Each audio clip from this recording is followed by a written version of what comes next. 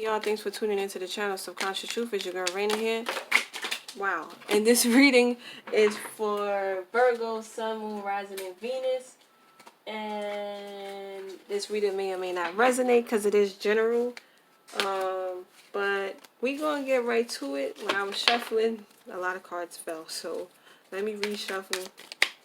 But Spirit, let me know what energy is surrounding Virgo, Sun, Moon, Rising.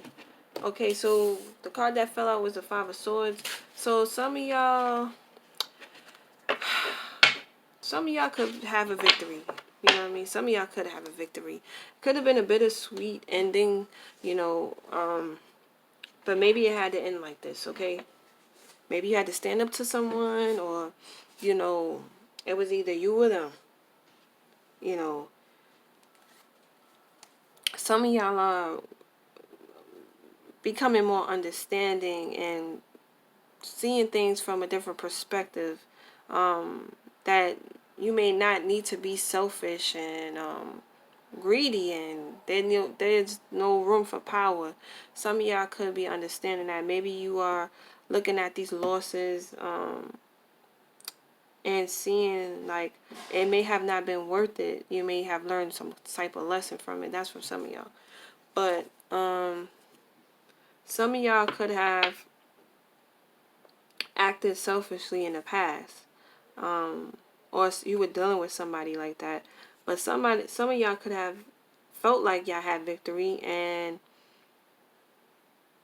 you know it was just the ego. With your ego, see, you have the Wheel of Fortune in reverse. So this is somebody who is resisting change. This could be bad karma, you know, because it is upside down.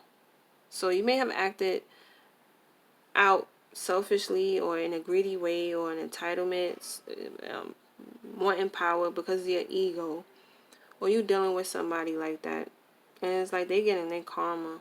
Something's coming back around because somebody got to get their karma. You got the Sun. This is the ego. You know, this is the ego.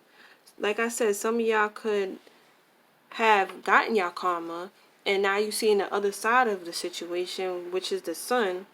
It's freeing you from this selfishness behavior. You know, maybe you were acting like this at one point, it came back around, so now you could see it from the other side. So you could have a realization of the pain or hurt you caused, or maybe these losses wasn't really necessary. And with the Sun is basically like bringing that to light. You know, you having a realization of that. But it's definitely, you know, some of y'all egos, you know, you going through a rebirth because of that. Meaning you're like your whole perception, your whole perspective is changing.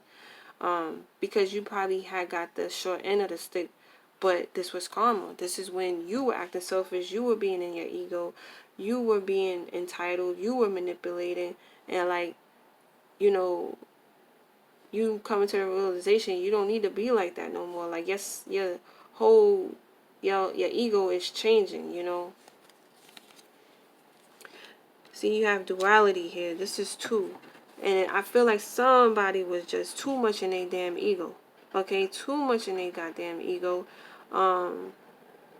Too dominating, too wanting power, wanting control, wanting to take the lead all the time. You know, and you could have been drawing in things that are mirroring you. You know what I'm saying? Showing you the dual nature of this mentality, you know. So, you know, you could have been on the short end of the stick, or the other person, but somebody's getting their karma. But I feel like if this was you, like, it's coming back around, and it's like you coming to the realization, like your ego's going through some type of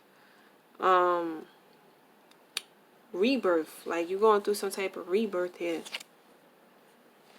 Now, the Eight of Cups is like you unable to move. You stuck. You don't know if you should walk away from this person, place, or thing.